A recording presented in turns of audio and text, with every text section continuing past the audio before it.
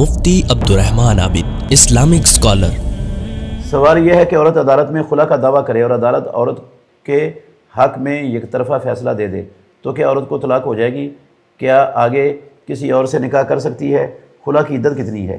جی ہاں بھائی، اگر خامند ظالم ہے، بیوی کے حقوق ادا نہیں کرتا اور اس کو طلاق بھی نہیں دیتا، جان بھی نہیں اس کی چھوڑتا، تو عورت کو اسلام نے اجازت دی ہے وہ عدالت میں جا کے درخواست دے، اور جب قاضی ڈگری جاری کر دے گا تو اسی وقت اس عورت کا نکاح ختم ہو جائے گا، خلا ہو جائے گا۔